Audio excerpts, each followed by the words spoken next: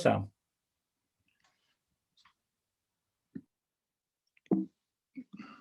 Thanks, thanks, Alex. And yeah, it's great to have this opportunity to talk about outdoor therapy. Hopefully that's recording at the moment. Alex, can you see if we're recording this on your? Yeah, that's coming as recording. So just to let people know, we're recording the talks because it's been so popular. But what we won't record, of course, is the breakout rooms or any kind of individual discussions. So it's just going to be the slides and any kind of thing that's discussed by either Sam or Jonathan that'll be recorded. And yeah, we'll try and make those available for people later on. Okay, thanks. Yeah, so hi everyone. I thought I'd start by positioning myself in terms of what's led me to the topic of this presentation and the biases that I may have as well. So firstly, I've been lucky to have had various experiences that have supported me in developing a positive relationship with the outdoors. And I know from people that have attended today, that will be the same case for a lot of people here today. And before training in clinical psychology, I also spent 10 years at the University of Birmingham at the School of Sport and Exercise Sciences. And it was here that I did a PhD in looking at the various psychological and social benefits of different outdoor pursuit activities.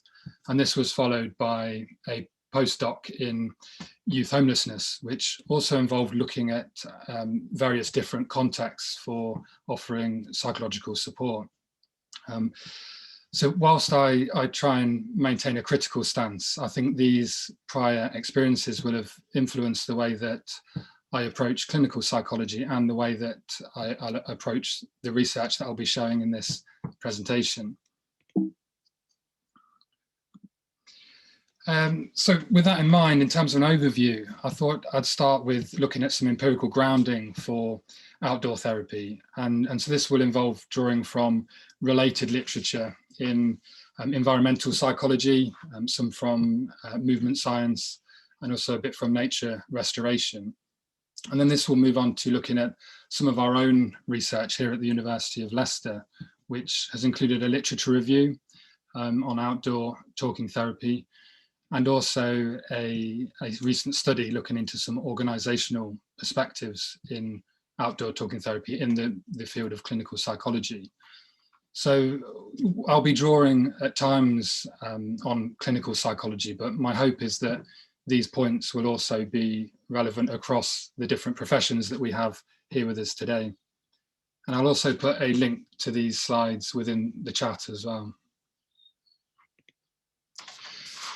So starting with the physical environment then, in 1983, the World Health Organization introduced the term sick building syndrome. And this has since been quite widely recognized as a condition where poor quality indoor environments can lead to various physical and psychological health difficulties. And this is believed to be caused by things like poor air quality, pollutants, poor temperature regulation, a lack of natural light, or feeling enclosed in small spaces. And since then, there's been whole evidence bases that have emerged on things like healing environments and looking at evidence-based design of healthcare settings, or how biophilic design can be incorporated into healthcare settings. And this research shows that these improvements to the physical environment of healthcare settings is associated with various benefits to treatment processes, treatment outcomes, as well as staff well-being. And there's also been studies in looking at the impact of the therapy room environment on therapy as well. And this study was done by Gary Latchford and one of his trainees at the time. And they sent out a survey of clinical psychologists, and they found that 57% reported that the therapy room environment at times can have a detrimental effect on therapy. And breaking that down further, they found that 31% felt that conversations could be heard by people outside the therapy room at times, 30% reported that sessions were visible to people outside the therapy room. 56% reported that room temperature was poorly regulated and uncomfortable at times.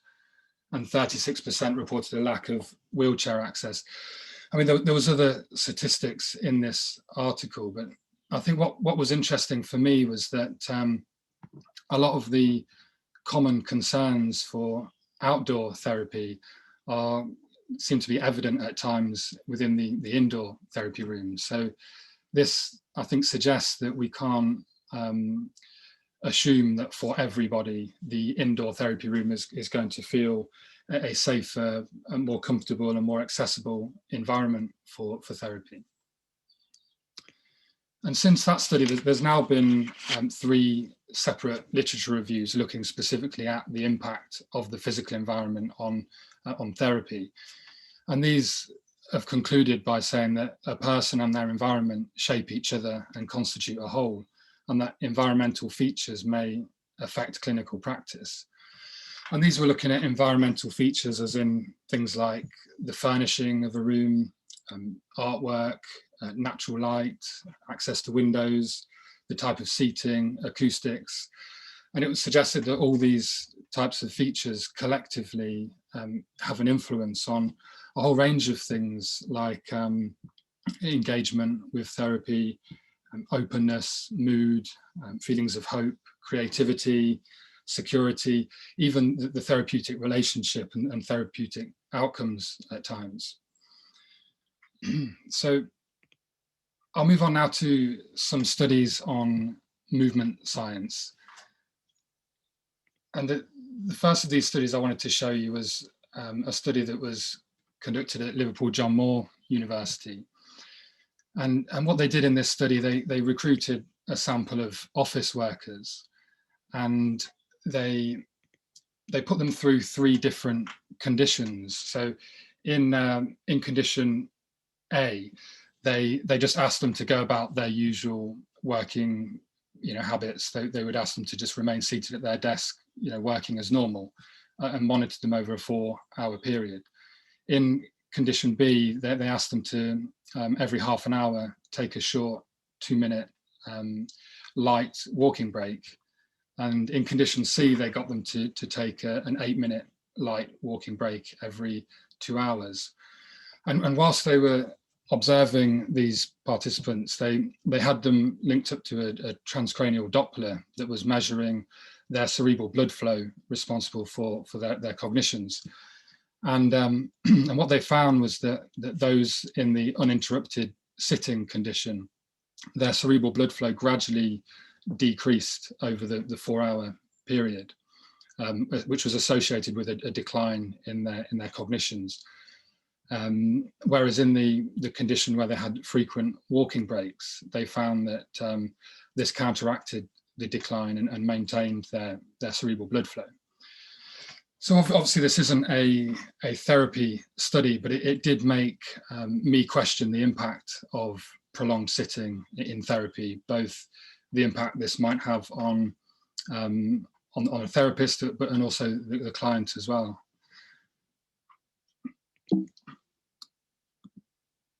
And in another study, these researchers took a sample of students, and they got these students to complete a couple of different tools that measure creative thinking. And they got them to complete these tools whilst they were taking part in various sitting and walking activities. And they found that walking significantly enhanced creativity, both whilst participants were walking and also for a period of time afterwards. So again, it's not a therapy study, but it is one of many studies that show that movement such as light walking can improve psychological flexibility. And something else this particular study found was that walking outdoors has an even greater impact on creativity. And that leads me to nature restoration. So there's loads of studies that show that spending time in nature can be restorative for a lot of people. And one of the theories for this is that human beings have spent 99% of our existence on Earth as hunter-gatherers living intimately within wild places. And Andy McGeaney, in his book on nature therapy, he uses a great analogy for this. So he says that this duration of time that human beings have lived on the planet in this way is equivalent in distance to walking 2.5 kilometers through a wild open forest. And he went on to say that the last 10 meters of cut grass represents the beginning of agriculture. And then the start of the Industrial Revolution to present day represents the length of a person's foot as they step off this cut grass onto concrete. And so this, I haven't obviously drawn this to scale, but I thought it gives an appreciation for the amount of time that human beings have lived and adapted to living in natural, wild, open spaces, and just how little time our species has had to readapt to this more modern way of living in more urban environments and indoor settings.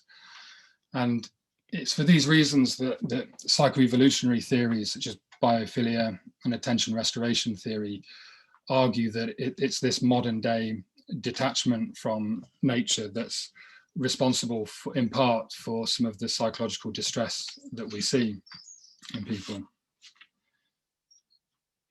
And this is also supported by the biopsychosocial model. So this is the model as it was first pictured by George Engel, who was the American psychiatrist who first introduced the model.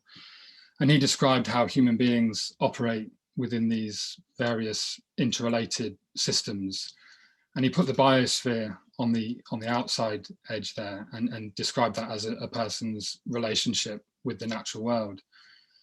And he talked about how a disruption to that relationship can result in disruptions within other systems, such as our biological systems and our psychological systems. And this, I think, is related perhaps to the talk that we had in the last culture seminar on the climate crisis.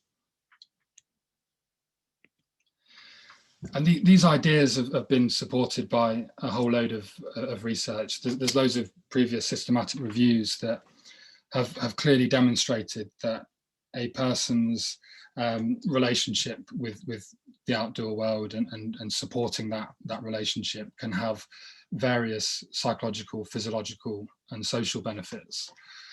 So these are things that studies have shown, things like spending time in nature can impact our physiological stress responses, things like reducing heart rate and reducing blood pressure. And this evidence has grown to the point where there's now calls at the moment for public health guidelines similar to that of physical activity that recommend a minimum amount of time each week immersed in a natural environment. So that was obviously quite a quick fire run through of some of the example studies and theories from related literature. So just to summarize the points so far, point one was that the physical environment matters. So the evidence suggests that therapy doesn't happen in some kind of vacuum that's separate from the physical environment that it takes place in. Number two was that humans are designed to move and that physical movement can promote psychological flexibility. And then number three was that nature can support the therapy process and outcomes through its restorative capacity. So there's other arguments out there for outdoor therapy, but I think these three, particularly for me, stand out as making quite a compelling argument for at least considering the option of taking therapy outside the therapy room. So I'll move on now to the literature review that we recently completed. And this review was published last year in Clinical Psychology Review, open access, so I can put the link to it in the chat as well. The aim of the review was to explore the experiences of practitioners and clients who have practiced talking therapy in natural outdoor spaces. And we used a meta-synthesis to do this. In terms of the articles that were included, there was 38 articles, and this was a larger sample than we initially expected. And most of them were qualitative papers, and 57% were professional practice papers that included some sort of case study example. And one of the interesting findings was the distribution across professions. So psychotherapists and counsellors made up the majority of practitioners. Clinical psychologists, they were found in 16% of the articles. There was a real mix of different therapy models that were used. Another interesting finding was that the majority of practitioners worked either in private practice or in academic settings. There was only a really small minority that worked in public health services. And I think this highlighted an issue with health inequality here, where clients were more likely to have the option of having their therapy outdoors if they were able to pay for therapy privately. There were 163 clients included in the review, and there was a real broad mix of different clinical populations, different demographics, and most of these clients were taking part in either individual or group therapy. There was a small proportion that were also taking part in couples or family therapy as well. So it was quite a large data set, and we organised it into this framework for outdoor talking therapy. And this included themes around practitioner characteristics, client characteristics, potential issues to taking therapy outdoors and solutions to those issues. The circles represent different types of activities that were used in the outdoors. And then at the bottom there were themes around the different way that therapy was enriched through being outdoors. And I'll give an example of some of these themes today, but we did develop this review into some practical guidance that was published by the BPS last year, which I can again put a link to this document in the chat, that perhaps provides a bit more detail than what I'll have time for today. So one of the themes was looking at the different activities that took place in the outdoors, and these ranged from low to high intensity physical interactions with the outdoor environment. So low intensity interactions were things like sitting or walking in the outdoors. And sometimes this was in kind of areas of natural beauty. Other times it was just in areas that were close by to where the therapy room might have been. So this might have been public footpaths or parks, or even there was examples of practitioners just sitting outside the back of the therapy room with a client as well. And these were normally lasted the kind of typical therapy hour in duration. The more moderate intensity activities, these were where there was a slightly more hands-on interaction with the outdoors. Things like gardening, outdoor pursuit activities like canoeing or hiking, putting a shelter up to sit and talk beneath were other examples. And these were usually slightly longer in duration, so it could have been a couple of hours up to a day. And there was a mix of one-to-one work and group work within these examples as well. At the high intensity end of the continuum, this was more your sort of wilderness trips, where it was mainly groups going off into quite remote outdoor locations where they would live together and eat and sleep outdoors for several days or several weeks. And unless the practitioner was dual qualified, in most examples of the high intensity and moderate intensity activities, there was usually an outdoor professional that would lead the activity and take responsibility for the activities. And the therapist would accompany to offer sort of intermittent either group or one-to-one therapy. There was also a variation in the extent to which the outdoor environment was integrated into the content of the talking therapy. And this varied on a continuum from passive to active. So at the passive end, the therapy almost was no different to, the content of the therapy was almost no different to if it was inside a therapy room. So there was little or no reference to the outdoor environment.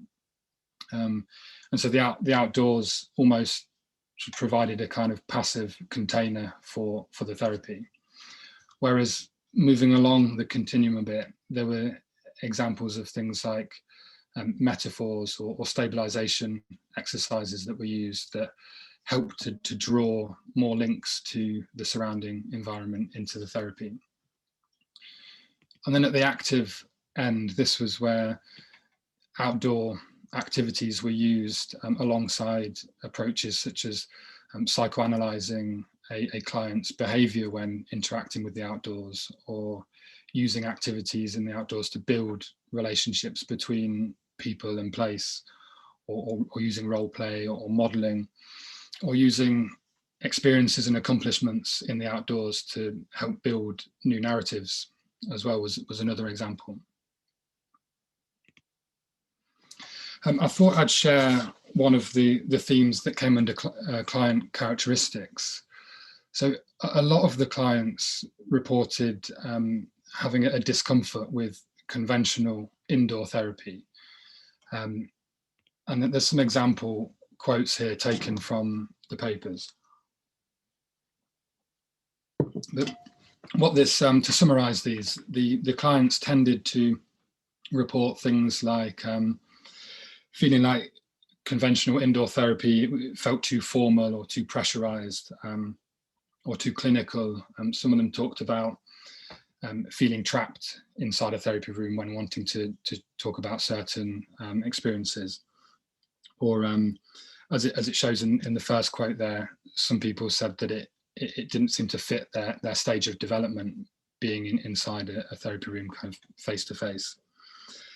And I think for me that this highlighted an inclusivity issue where it seemed that being able to offer an alternative environment for therapy seemed to support inclusivity and support access to therapy for clients who maybe ordinarily wouldn't have felt able to access therapy.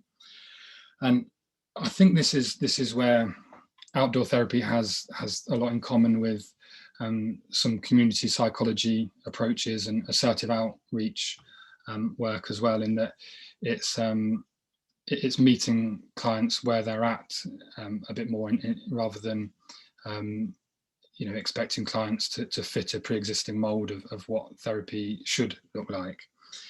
And this is certainly something I experienced in working in youth homelessness. There seemed to be quite a significant population out there where there is a barrier to more conventional indoor therapy, and it seems that often these groups, their voices often aren't heard in things like studies and service evaluations, because they're not always present in services, in public health services, to get these preferences across, which I think is a shame. There were some potential barriers to taking therapy outside, and these centered around how to identify appropriate clients to work within this way, or how to manage difficulties around confidentiality. I think Jonathan will be drawing on this a bit more in his in part 2 of this seminar. But I thought I would just share some of the themes around the potential solutions to some of these issues. So there was a theme around assessment and formulation. So incorporating questions around a person's relationship with the natural world within the assessment stage. And this was really to make sure that if a decision was made to go outside, that it did kind of fit within a client's formulation, within their preferences, within their recovery goals. And if it didn't feel a good fit, then they would simply choose not to go outside. There was also a theme around informed consent. And this was a really thorough process of informed consent. So the client and practitioner would spend quite a lot of time discussing the pros and cons to going outdoors, what the risks would be, what the things would be that they can and can't control. They would talk about indoor alternatives, and so it was a really collaborative process where they would also talk about strategic responses to how they might overcome particular events. One example was thinking about how they would manage a situation where they bumped into someone that they know. And so they would kind of contract these agreed responses in advance of going outdoors. And then this process moved into process contracting, which was described as a kind of a continued check-in on this initial agreement to make sure that, to see if anything had changed within the dynamic outdoor environment, to see if there was any new issues that might have been raised. And so they would constantly check in on the impact of the environment and questioning whether it remained an appropriate space to be having therapy in. Then there was a theme around predictability. So although the outdoor environment was inherently less predictable than an indoor therapy room, the practitioners did talk about different methods they had to instill predictability when it felt important to do so. And this was by doing things like sticking to familiar routes or the same place to sit each time, or sticking to agreed agendas and timeframes, or using private outdoor spaces that they had a bit more control over. Or another example was combining indoor and outdoor therapy as well. So in terms of the way that therapy was felt to be enriched through being outdoors, there were themes around a greater sense of shared ownership of the therapy space and the therapeutic relationship. Clients talked a lot about feeling a greater sense of freedom in being outdoors for emotional expression. There was a theme around it being a more holistic approach that kind of combined mind, body, and place a bit more.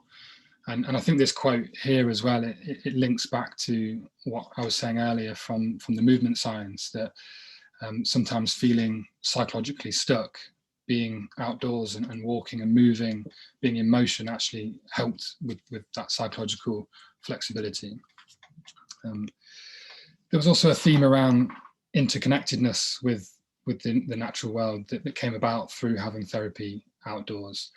And clients quite often talked about how in having their therapy outdoors, it supported them in developing a sort of an outdoor therapy room that they could return to themselves outside of formal therapy. And there was also some examples where clients found that in having therapy outdoors, it resulted in improved environmental behaviours, so a more reciprocal relationship with the outdoors, even when this might not have been an actual goal of the therapy. And there was also a theme around practitioner well-being. So practitioners talked about how having a session or two a week that was outdoors, it improved their physical health, but it also acted as a stress reliever. There was examples where the practitioners said that the outdoors and nature acted as a co-therapist that felt like it shouldered some of the responsibility for therapy. And they talked about how when having quite a difficult session outdoors, they often felt lighter afterwards compared to what they would have done inside a therapy room.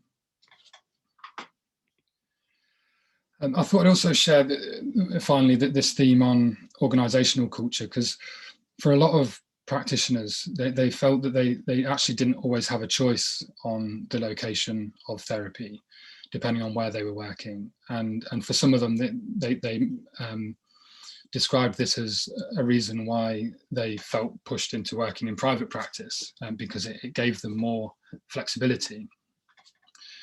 And the themes around this were things like there being a lack of guidance and policy and models out there to follow.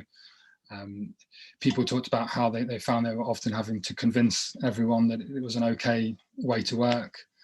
And there was also reports that practitioners often found themselves working in services where there was a real strong drive for efficiency and repeatability in interventions, or as this practitioner described it, as a McDonaldization of therapy, which they didn't feel fitted so well with a more holistic outdoor way of working. So in summary from this literature review, it firstly showed that the outdoor talking therapy is beneficial. So it was clear that there's already a fairly good size body of literature out there in support of outdoor talking therapy. It also showed that several practical steps can be taken to promote safety and effectiveness. As I said, Jonathan will touch on more of these in part 2. And it also showed that outdoor therapy is much less common in clinical psychology and less common in public health services due to potential organisational barriers. And this leads on to the final part of my presentation, which is a study that we recently completed looking into organisational perspectives on outdoor talking therapy. The questions that I was addressing in this study were asking why is it that the option of outdoor therapy is often so uncommon in clinical psychology, and also thinking about what the organisational and cultural factors are that influence a person's decision over the choice of therapy environment.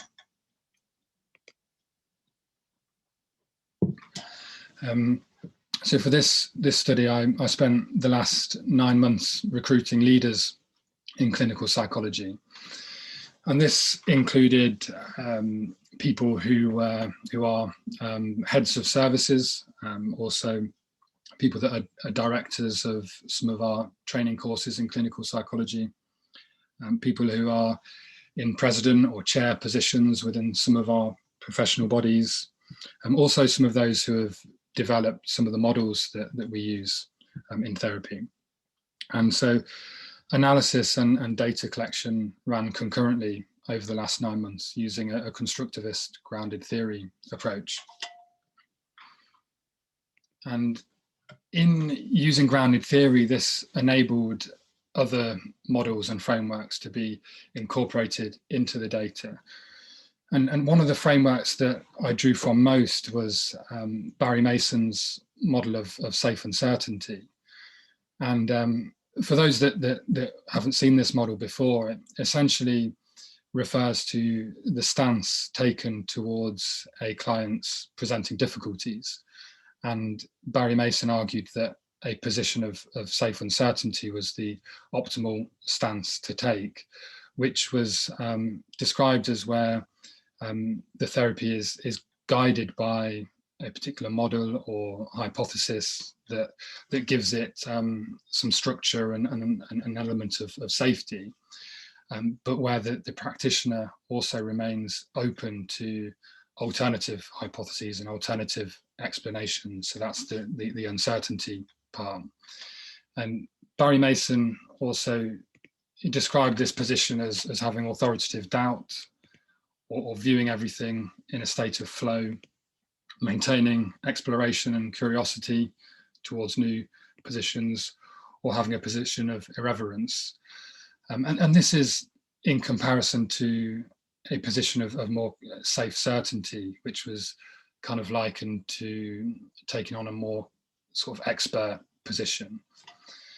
And I won't go through all the different positions there, because it'd probably be easier if I show you how this was actually applied to the data I collected on outdoor therapy.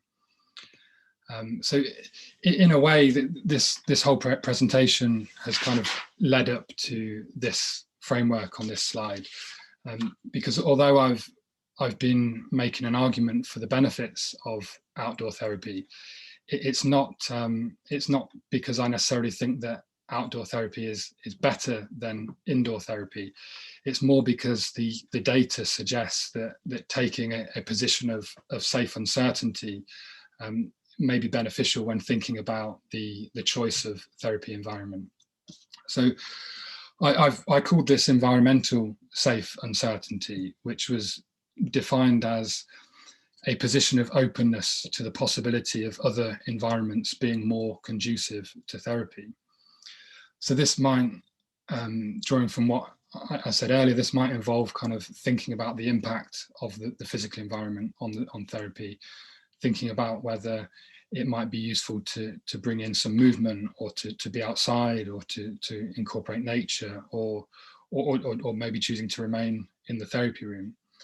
And one of the things that was important was that these alternative therapy environments remained safe and conducive to therapy, and well thought through, using kind of the informed consent processes and stuff. If not, there was a risk that it could fall into environmental unsafe uncertainty, which was defined as venturing into an unfamiliar and potentially hazardous therapy environment without due care and consideration, or appropriate training, or whatever.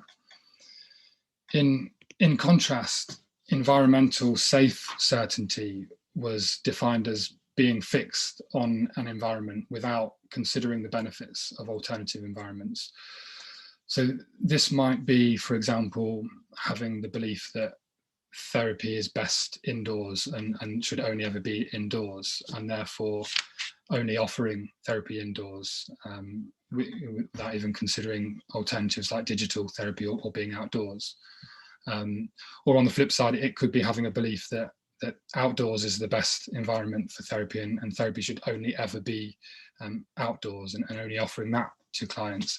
And the data suggests that this more fixed environment, position on environment, was okay, providing that the clients are well aligned to that fixed environment. But it was described that if there was an incongruence between the fixed environment and a client, and the therapy kind of pushed ahead regardless, then that's where it could risk falling into this position of environmental unsafe certainty, which was where the rigidness with the environment becomes detrimental to the client. Either could be, for example, that it prevents them from accessing therapy in the first place, or leading to disengagement from therapy.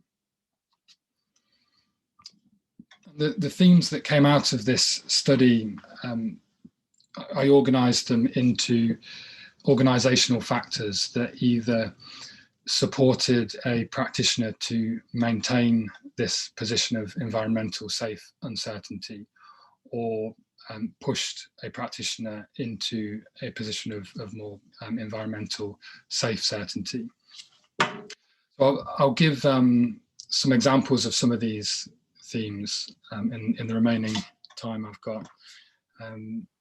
So one of these themes was force of tradition, and this was both the tradition of an individual practitioner, but also traditions within a service.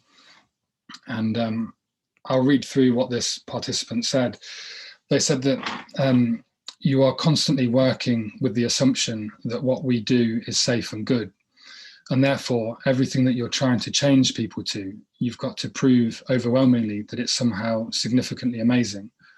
Whereas we could be sitting delivering something that is inherently bad, and people wouldn't see that because they're already doing it. The most common reason that people do what they do is because it's what they've always done. It's such a powerful bias in how people approach their work. People work to their default way of working. There was another theme on internalized risk, which was something else that was said to influence a practitioner's stance towards the choice of therapy environment. And participant 11 described this as, I think we are quite risk averse, often in a way that's not actually helpful to clients. The idea that you can do psychotherapy without risk is complete nonsense, because it's if it's done right, it has the power to transform someone's life and change it for the better. But any intervention with that degree of power, if you make mistakes or you get things wrong, it can cause harm. But you can't do anything that doesn't have that risk. The crucial thing is that people need to take informed consent if they're capable of consent and know the risks.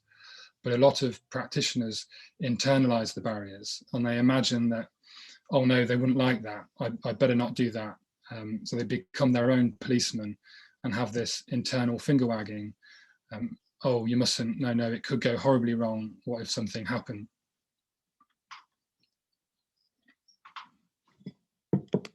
In contrast, there was also a theme that suggested that the pandemic is something that had encouraged practitioners and services to take on a position of environmental safe uncertainty in exploring alternative environments for therapy. So participant 12 said that if you'd asked me pre-COVID, I probably would have had more reservations, and they were talking about outdoor therapy. It's got me thinking more about the boundaries of therapy and how you can maintain those and how you set those up. If somebody had said to the NHS, you can start doing your therapy online, they would have put up every barrier known to man. Whereas out of necessity, we very, very quickly got going and they turned it around. So they can turn it around. I'm not saying they couldn't, but it took a pandemic to do it. There was also a theme that suggested that the subculture that a practitioner finds themselves working in has quite a significant influence on the acceptability of different therapy environments. So participant 1 said, the NHS is not just one thing, is it? It's multiple tiny little subcultures and subservices. I think for any psychologist working in a team setting, so much of it comes down to that local relationship in a team. You know, you go from the big NHS England down into trusts, down into separate parts, and all the way down to little teams. And obviously teams are probably having the biggest influence locally on the choice of therapy environment. You're on your 2-minute warning now, Sam. Thanks, Alex. Yeah, so the last theme I was going to show was this one that was talking about how a practitioner can explore alternative environments for therapy whilst maintaining an element of safety. So participant 3 said that the really important ambition in being a clinical psychologist is to have a hard head and a soft heart, but don't get them the wrong way around.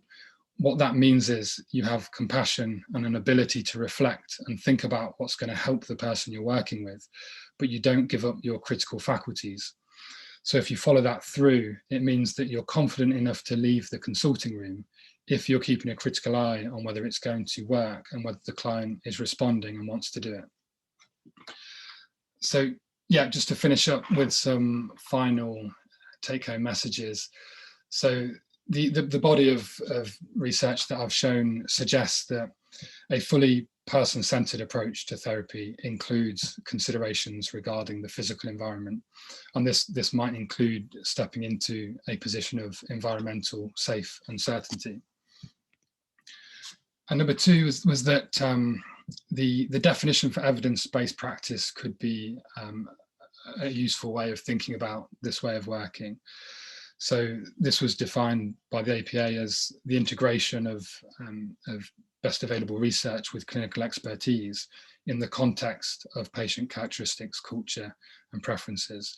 So this research suggests that perhaps considering alternative therapy environments is one example of integrating an evidence-based model with a client's personal characteristics or culture or preferences. And finally, it seems that there's perhaps an inequity issue in outdoor therapy that may need to be addressed. I think when the evidence shows that it's such an effective alternative to indoor therapy and one that can actually support access to therapy, it doesn't seem right, to me at least, that it's quite often absent from most public health services. And I think this is something that is perhaps changing a bit in light of COVID. But I think the good news is that there's a lot of people here today that could hopefully have an influence on this. So thank you for listening, and also thanks to the various people that have been involved in this work in one way or another, and also to the Churchill Foundation, who have provided funding for some of this research. So I'm going to hand back to Alex now, who will talk us through the next part of the seminar. Brilliant. Thanks so much, Sam. That was an amazing whistle-stop tour of both the